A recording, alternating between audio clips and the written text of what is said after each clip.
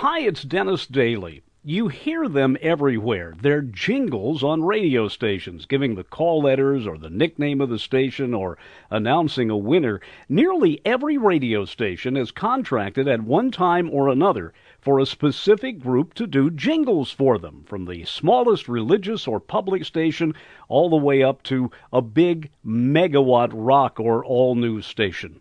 For a while, when I lived in Washington, D.C., I worked at a station called Magic 102. Recently, I found a really good set of the jingles, and I thought you'd like to hear a cross-section of the kind of work these jingle companies do for radio stations.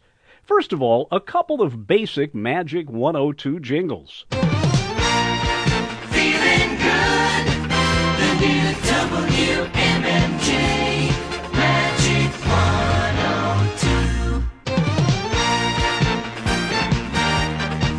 The new WMMJ Magic 102. You'll notice both of those jingles talk about the new Magic 102. They were designed to be used right after the format change to introduce it to the public. And the second one had a longer period of just music. Let's listen to that second one again. The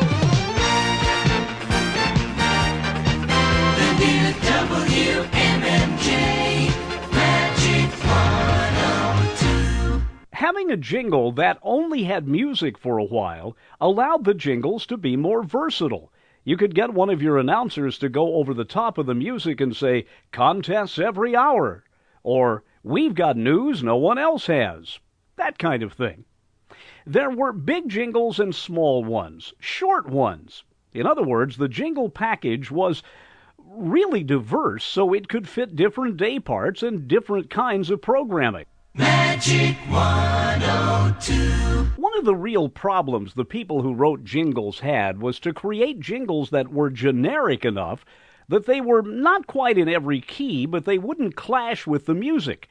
That was a very difficult kind of thing, and that was to go from the jingle to the music without sounding as if everything was wrong. WMMJ Magic 102. Or just... Magic 102. And of course, not all jingles in the jingle package were designed to be used as lead-ins to music. Yay, you're a winner. Or how about this one? Good morning. Now, the guy who hired me to work at Magic 102 is still a good friend and a real gentleman in broadcasting, Tom Gager. He worked locally in D.C. and was also heard on the ABC network from time to time. The jingle company really had fun with his name, which, as I said, is Tom Gager. Tom Galuger. WMMJ Magic 102. Tom what? Tom Galuger. That's what I thought they said. Of course, they did make a real one for Tom. Tom Gager.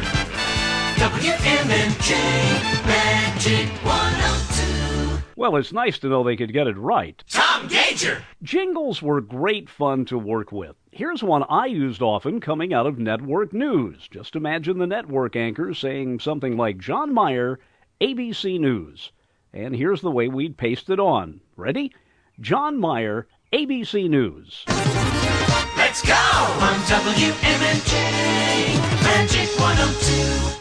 I remember when Tom was putting this new format on the air, he played these wonderful jingles he'd just gotten in the mail. And I was most thrilled when he played this one, because I never expected to have one like this. Dennis Daly, WMMJ Magic 102. Wow, that was impressive. Of course, it was difficult for me not to overuse it on the air. Dennis Daly. So I only used it when I got a chance to. Dennis Daly. Okay, I can take a hint. Anyway, I thought you might enjoy the diversity of jingles. Only a few companies make them. They're not easy to do. And that's why it takes a very special group of people to produce that specific sound. And that's why so few companies make jingles, at least good ones. I'm Dennis Daly.